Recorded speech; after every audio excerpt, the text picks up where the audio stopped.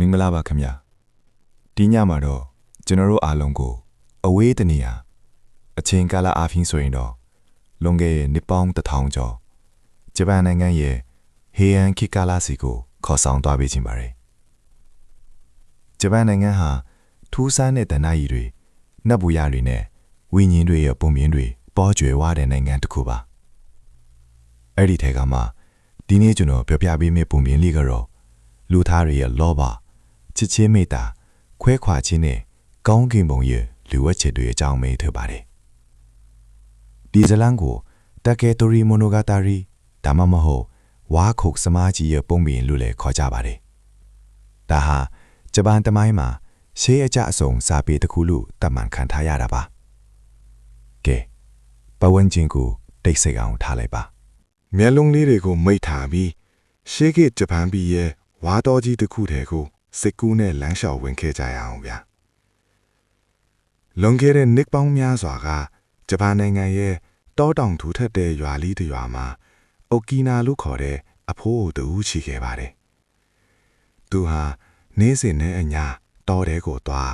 ဝါပင်တွေကိုခုတ်ပြီးချင်းတောင်းတွေအတုံးဆောင်ပစ္စည်းတွေလောက်ကင်ရောင်ချပြီးအသက်မွေးရသူပါဒါကြောင့်သူ့ကိုဝါခုတ်သမားကြီးလို့လူသိများကြပါတယ်သူမှာအိုမေးမစွမ်းဖြစ်နေတဲ့ဇနီးအိုကြီးတူရှိပေမဲ့သူတို့ဇနီးမောင်နှံမှာကန်ဆိုးတာတစ်ခုကသားသမီးမထွန်ကားခဲ့တာပါပဲဒါဟာသူတို့ဘဝရဲ့အကြီးမားဆုံးသောလိုအပ်ချက်တစ်ခုဖြစ်ခဲ့ပါတယ်တနေ့မှာတော့ထူးခြားတဲ့အဖြစ်အပျက်တစ်ခုစတင်ခဲ့ပါတယ်အဖိုးအိုဟာဝါတော်ထဲမှာဝါခုနေရင်းနဲ့အလွန်ထူးဆန်းတဲ့ဝါပင်တစ်ပင်ကိုတွေ့လိုက်ရတယ်အဲ့ဒီဝါပင်ဟာအခြားအပင်တွေနဲ့မတူပဲပင်စီတဲကနေရွှေရောင်အလင်းတန်းတွေဖြာထွက်နေတာဗျာအဖိုးအိုဟာအန်တော့တုံလို့တော့ပြီးဒါပါလိဆိုတဲ့ဆက်ဆူစိမ့်နဲ့အဲ့ဒီဝါပင်နာကောင်တော့ကတ်သွားပါရဲ့သူဟာတုံရင်ရင်နဲ့ဝါပင်ကိုခုတ်လိုက်တဲ့ခါမှာတော့အထဲမှာဘာရှိနေတယ်လို့ထင်မှတယ်လေဝါစိတ်ထဲမှာအရွယ်စားအပြင်3လက်မှာပဲရှိတယ်အလွန်လှပါလွန်းတဲ့မိန်းကလေးသေးသေးလေးတူထိုင်နေတာကိုတွေ့လိုက်ရပါတယ်သူမစီကညစ်ထွက်နေတဲ့အလင်းရောင်ဟာဝါတော့တစ်ခုလုံးကိုလင်းထိန်သွားစေခဲ့ပါတယ်အဖိုးအိုကအိုးဒါဟာနတ်ဖွာတွေကငါ့ကိုပေးတဲ့လက်ဆောင်ပဲလို့ရည်ရွယ်ပြီးအဲ့ဒီကလေးမလေးကိုသူ့ရဲ့လက်ဝါးပေါ်တင်ပြီးအိမ်ကိုဂယုတစိုက်ထဲဆောင်လာခဲ့ပါတယ်အဖိုးအိုနဲ့အဖွားအိုတို့ဟာအဲ့ဒီကလေးမလေးကိုကာဂူယာဟီမေလို့အမည်ပေးလိုက်ပါတယ်ဆိုလိုတာကတော့တောက်ပလက်ဝါမင်းသမီးလေးပေါ့ထူဆန္ဒကကာဂူယာလေးအိမ်ကိုရောက်လာပြီးကြတဲ့ကအဖိုးအိုဝါခုတ်တဲ့အခါတိုင်းဝါစစ်တွေထဲမှာရွှေတင်ကားပြားတွေကိုခဏတွေ့ရပါတော့တယ်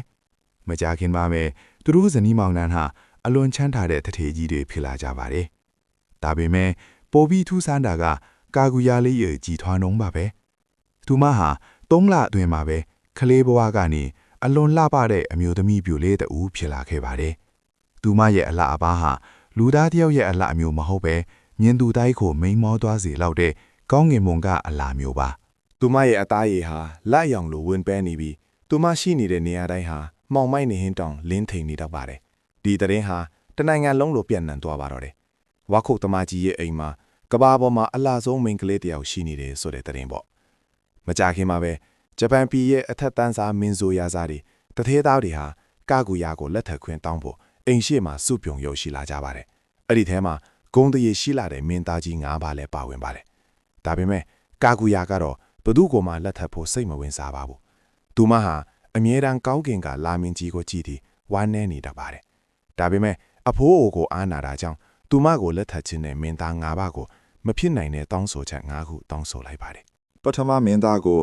အိန္ဒိယနိုင်ငံကမြတ်စွာဘုရားရဲ့ကြောက်တပိတ်တော်ကိုတွားရောက်ရှာဖွေခိုင်းပါတယ်ဒုတိယမင်းသားကိုတော့ပင်လေထဲကနဂါမင်းရဲ့လယ်ပင်မှာရှိတဲ့ရောင်းစုံယတနာပူတိကိုယူလာခိုင်းပါတယ်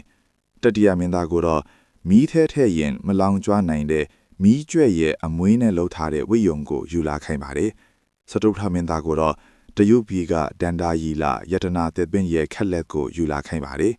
ပိန်စမမင်းသားကိုတော့ငှက်ကြားမလေးရဲ့ကိုယ်တဲကရှိတဲ့ခရုခွန်ယတနာကိုယူလာခိုင်းပါတယ်ဒီမင်းသားလေးဟာကာဂူယာကိုရရှိဖို့အတွက်နေမျိုးစုံနဲ့ကြိုးစားကြပါတယ်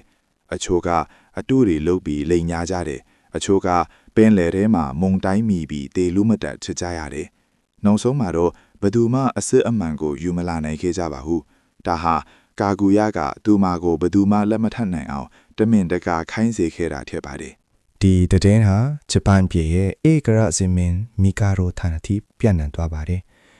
ဧကရဇင်မင်ကိုယ်တိုင်ကာဂူယာကိုလာတွေ့တဲ့အခါမှာတော့သူမရဲ့အလာမှာနှိမ်မျောသွားပြီးနန်းတော်ကိုလိုက်ခဲ့ဖို့ဖိတ်ခေါ်ပါတယ်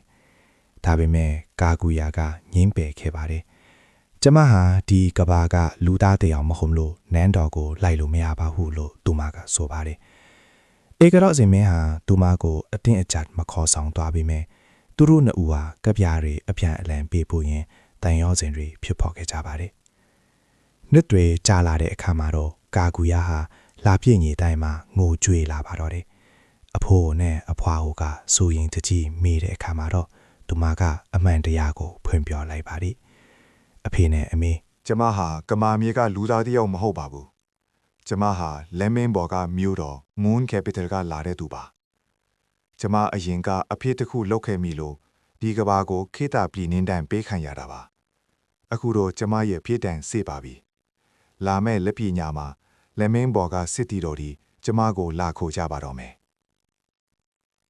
အဖိုးအိုဟာအလုံးဝမ်းနေသွားပြီးအေဂါရစ်မင်းထံအကူအညီတောင်းပါတယ်အေဂါရစ်မင်းကလည်းကာဂူယာကိုမခွဲနိုင်တာကြောင့်လက်ပညာမှာစစ်တီတော်2000ကျော်ကိုအိမ်တော်ပတ်ပတ်လည်မှာအဆောင်ချထားလိုက်ပါတယ်လက်ပညာရောက်လာတဲ့အခါကောင်းကင်ညံကနေတိမ်တိုက်ပြီးဆင်းသက်လာပြီးလိမ့်ထိန်နေတဲ့လက်မင်းစစ်တီတော်တွေပေါ်လာပါတယ်အန်တော်ဖို့ကောင်းတာကအေဂါကြီးရဲ့စစ်တီတော်တွေဟာလက်နက်တွေကိုမကင်နိုင်တော့ပဲမော်ဝင်းနေတယ်လို့ညင်သက်သွားကြပါတယ် ကာဂူယာဟာအဖိုးအိုနဲ့အဖွားအိုကိုနှုတ်ဆက်ပါတယ်။သူမဟာဧကရဇစ်မေအတွက်နောက်ဆုံးကဗျာတပုတ်နဲ့အတူထာဝရအသက်ရှင်စေမယ့်ဆေးရည် Elixir of Life ကိုထားရစ်ခဲ့ပါတယ်။လက်မင်းစစ်တီရော်တွေကကာဂူယာကိုမေးလျော့ခြင်းဝေယုံကိုခြုံပေးလိုက်တဲ့အခါသူမဟာကဘာမြေပေါ်ကတန်ရိုးစင်းတွေအမတ်တရားတွေကိုအကုန်မေးသွားပြီးလက်မင်းပေါ်ကိုပြန်တက်သွားပါတော့တယ်။ဧကရဇစ်မင်းဟာကာဂူယာမရှိတဲ့ကဘာမှာထာဝရအသက်ရှင်ဖို့မလိုလားဘူးလို့ဆုံးဖြတ်လိုက်ပါတယ်။သူဟာကာဂူယာထားရခဲ့တဲ့ဆေးရည်နဲ့ကြပြားကိုဂျပန်ပြည်ရဲ့အမြင့်ဆုံးတောင်ထီပေါ်မှာမီးရှို့ဖို့အမိန့်ပေးလိုက်ပါတယ်။ဒန်ဒါရီအရာအဲ့ဒီဆေးရည်ကိုမီးရှို့လိုက်တဲ့မိခိုးတွေဟာကောင်းကင်ယံထီတက်သွားပြီးကာဂူယာစီရုပ်သွားလိမ့်မယ်လို့ယုံကြည်ကြပါတယ်။အဲ့ဒီအမြင့်ဆုံးတောင်ကြီးဟာဒီနေ့ခေတ်မှာတော့ကျွန်တော်တို့အားလုံးသိကြတဲ့ဖူဂျီတောင်ပဲဖြစ်ပါတယ်။ ဖူဂျီဆိုတဲ့စကားလုံးဟာ